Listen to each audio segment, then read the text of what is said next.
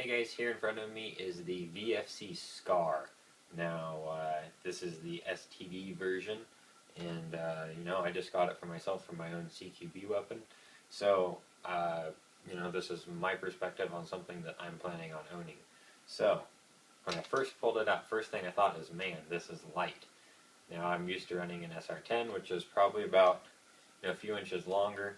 The whole front end is wrist, and it has a lot more metal components. This has a lower receiver that's polymer. Lower polymer receiver, metal upper, polymer stock, polymer grip. It has rails, so all the rails are metal, and metal barrel, metal flash hider comes with it as well. Flip up sights are metal as well. They're adjustable, at least the back one's adjustable. So yeah, that's the outside of it. It's fully ambidextrous, which is nice for you lefties out there. So I can change full auto, semi-automatic, and safety from both sides, as well as an ambidextrous mag release. So that's pretty cool. It also features a working slide release. So if you just push here, it slides forward. So you can see on this side that it shuts the hop up, so it's functional.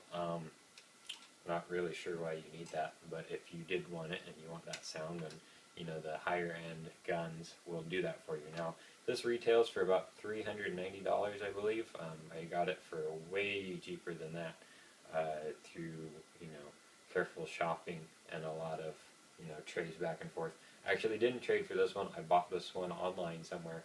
I won't tell you how I got it, but yeah, so you can find these for pretty cheap and really good quality. This one's only been used for maybe 2,000 rounds, and as far as I know, it's never been fielded. So, now to what I think about it. Now, the good parts, I do like the weight, actually. As you hold it longer, it gets heavier, but not nearly as heavy as the primary weapon that I've been using, so this will be good for CQB. Another thing, I do like the sights, but it's got a lot of rail space to put something else if I wanted to. I'll probably put a single X, red dot, something like that. Side rails for flashlights or lasers or whatever you want. I prefer one flashlight, and that's about it. And then a bottom rail for any grips you might want. I'll probably put on an angle foregrip or maybe an MOE stock, or MOE foregrip, excuse me. It should take pretty much any M4 mags. I went ahead and put in my K120s by KWA. They wobble a little bit, which kind of frustrates me. They go forward to back more than side to side, and it's just because you won't be able to see this, but there's a few different series of ridges and impressions in there that's designed to take the mag and support it, but in KWA's case it doesn't as well. Now, for CQB, it is nice that it has the folding stock. Another thing you'll notice is that, unlike other models, there are no wires here that are exposed, which is nice. You don't have to worry about bending the wires each time. Of course, the wires are inside the hinge somewhere. They have to get the wires up to the motor eventually, but at least they're not exposed here, so when you flip it over, you don't have to worry about snagging the wires and potentially ruining them there. As far as how well the stock stays, the stock isn't very, that's my chair squeaking more than the gun is, but the stock isn't very heavy, but it does clip in pretty well. I will say it's not very comfortable. If you were to run it like this, I have decently large hands. I assume if you're a little bit smaller handed person, you could fit under it just fine, but as soon as I go to engage this way, the top of my hand hits the bottom right here, and so that's pretty uncomfortable. I know this is licensed, and so they probably took that exactly from the real gun, and so it's nothing against VFC, it's just maybe this platform that I find fault with. Having that too close, I would prefer if it folds up higher. The problem is it would hit where the dust cover is supposed to be, and in real steel, that's where that part's actually functional, whereas in airsoft, I wish it just closed over the dust cover. As far as the stock is fold over more like a PDW or something. But it's functional, and you can get around it. It'll be fine with gloves on. Other than that, The trigger pull is very short. I mean, you can see that I can't even fit my pinky behind the trigger, and so it's a little bit different than what I'm used to. So I'll have to get used to not having the trigger so far out and just having a very short trigger pull, which is nice, but also means that the range, the sensitivity feels like it's lagging a little bit. So when I say sensitivity versus the length of the pull, I prefer sensitivity over a short trigger pull or whatnot. My KWA, right at the very beginning, it actually senses it for semi-automatic. Here I feel like you have to push it further back before it actually registers. Once I feel it, I'll probably get used to it and it won't be a complaint anymore. Other thing, there's 2 different settings for a cheek rest here, which is nice if you're going to rest your face on it. Put your eyes right at about eye level. Well, actually a little bit lower for me, but for your sights or whatever you may put there. So that's pretty nice. It's it's plastic, but it's licensed, so it's supposed to be like that on the real thing. I've never held the real thing, so I'm just assuming since it's licensed, it's accurate. It's got a 6-position stock on the back here, which is nice. The only thing is, my complaint is the battery space.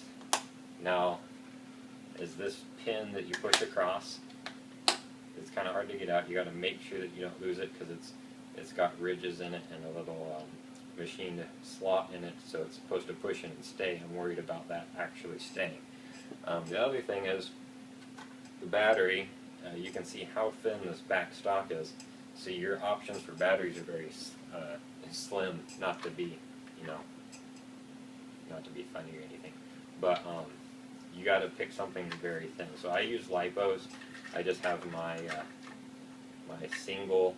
It's a 2-cell battery, 7.4 volt lipo, and it just drops in there. I tried putting in my Nunchuck 2000 mAh one. Didn't fit so well. So I rather not worry about crunching my battery and being able to fit it decently without having to smash it in.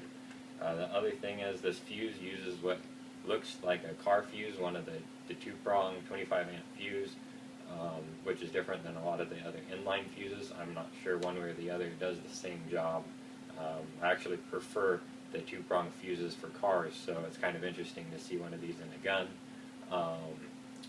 The other thing is, be careful when you slide the stock forward, because the battery is just sitting in an open slot, so as I push that down there, it actually is jammed the battery and has the potential of breaking the outside of it or scratching it or potentially breaking through the protective barrier, and when lipos break, bad things happen afterwards. So just be careful with that. If your friend takes it and you've stuffed a lipo down in there and they take this and they jam it down, you might have something to be worried about. So make sure that the people know, if they borrow your gun, not to go adjusting the stock too much without first knowing what's going on.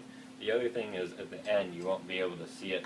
I'll just explain it. There's a kind of 2 prongs like this, and one slides down when the stock slides out, and the other one slides up when the stock slides down.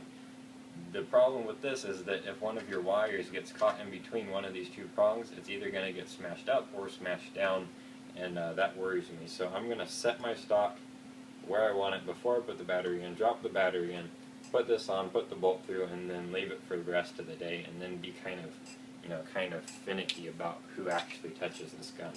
So with the battery in, I'll just cycle it real quick. I don't usually shoot anything in my videos. I'm looking to get a chronograph so I can actually do that part of the video for you guys. But like I said, I'm indoors, no mag, no BBs. I've already double checked. So here's semi. So you can see the trigger pull.